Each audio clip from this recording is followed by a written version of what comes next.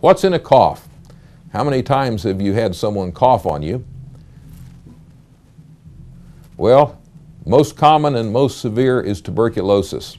Many third world countries have very high rates of tuberculosis. It's a very expensive disease to treat. It's a very expensive disease from an economic point of view. We went to one village in Indonesia where virtually all the adults, more than half of the adults that we saw, had active tuberculosis. We said, well, we need to protect ourselves. We're going to put masks on these people. So we gave them masks, and they coughed in their mask for about a half an hour and then gave it to their children to play with. That was an infectious disease nightmare. But I want you to realize that tuberculosis is out there.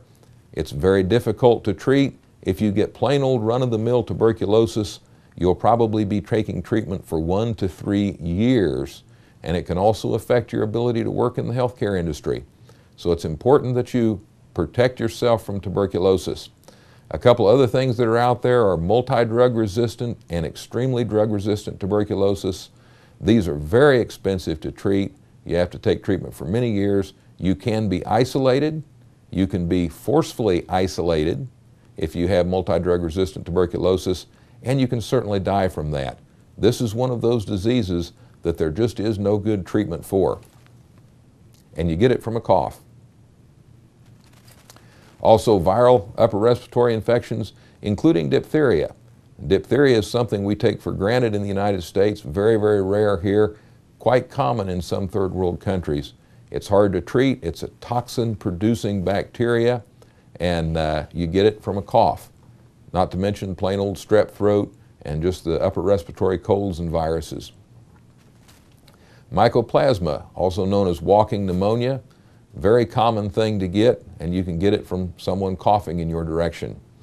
Now here's a disease that's really one of the scary ones. Meningitis, specifically pneumococcal meningitis, is a disease specific to healthy young people.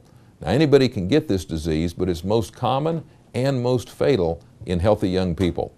There is a syndrome called Waterhouse-Friderichsen syndrome, or purpura fulminans, that is a meningococcal infection that proceeds very rapidly to total circulatory breakdown and death. Not too long ago, a youth worker returning from a mission trip in Mexico, as he was getting off of the airplane, he began to feel a little bit sick, just like a little flu-like illness. By the time he got home, he had a bruise on his inner thigh on his leg.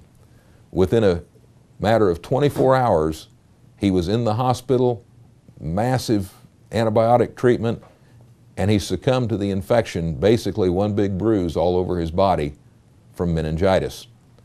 It's very easy to acquire, and it's very important, particularly if you're a young person in the under 50 age group, that you have an immunization for meningitis. Most colleges require that for admission, but if you have not been immunized, be sure that you get the meningitis immunization before you go to any third world country. And also, if you're exposed, you need to take medicine. So if you see or treat anyone that has meningitis or potentially has meningitis, you need to take post-exposure treatment, and you need not to stay alone, because this disease can develop very rapidly and can be very rapidly fatal. SARS, we've all heard about that. Ebola, still not certain how that's transmitted. There are a number of things that can be transmitted by a cough. When you cough, you're simply throwing little particles of infectious material all over. So, what do you do about that? Wear a mask. If you're going to be in contact with body fluids or anything that could splatter or spatter, wear an eye shield or eye protection, but particularly wear a mask. If you're treating someone that you know has tuberculosis, you need to wear a high quality respirating mask, and you need to put a mask on that patient as well. What's in dirt? I've heard all my life this expression, God made dirt so dirt won't hurt. And dirt, you know, it's just plain dirt down there, but what might be in the dirt that you're walking over? Well, hookworm disease. Primary cause of anemia worldwide, the hookworm larva lives in warm, moist, sandy soil. It bores through your skin, gets into your bloodstream, goes to your lungs, you cough it up, swallow it, and you have hookworm. Hookworm disease is the primary cause of anemia worldwide. Many of the places where we go, the people have hookworm disease almost constantly. How do you get it? You get it by putting your skin surface on the dirt. You say, well, I'm not going to walk around barefooted. Let me remind you that you have skin surfaces other places on your body, and the hookworm larva can bore through your clothing. If you sit on the ground, lie on the ground, sleep on the ground, without some impermeable membrane between you and the ground, you can get hookworm disease right through your skin. Leptospirosis is a disease that comes from contact with broken skin, even a cut or a hangnail, in any ground that has been urinated on by an infected animal.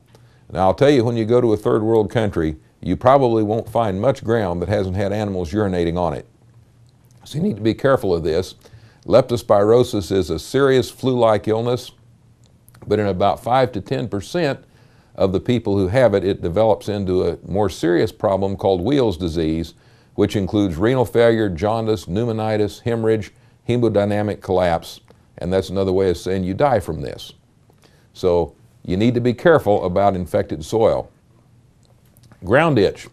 Now, I told you how the hookworm larva bores up through your skin, gets into your bloodstream and goes to your lungs. Well, animals have a similar parasite that has a similar life cycle, but their larvae cannot get into your bloodstream. So they bore through your skin and they go around underneath your skin looking for access into your circulatory system. They don't find any, but they do set up a terrible inflammatory process under your skin.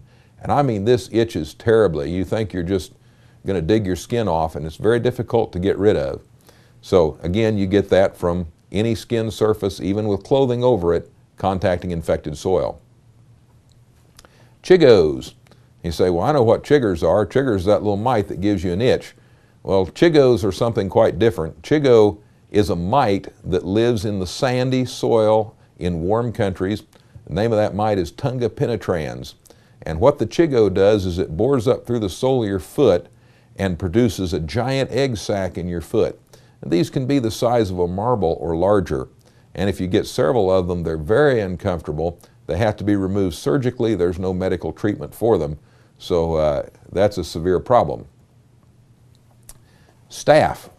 Staph infection is found in the ground. Staph is a common ground bacteria. Impetigo is a common staph infection. But you find staph in the ground. Also tetanus. Anything that's in the ground can have tetanus bacteria on it. Don't forget that all dirt may have been used as a toilet. Anywhere you find soil, someone has probably used that area as a toilet at some time in the past. So what do we do about that? Don't sit on the ground and don't go barefooted. If you're going to sit, sit on a chair, sit on a plastic, sit on some impermeable surface, and keep your shoes on all the time.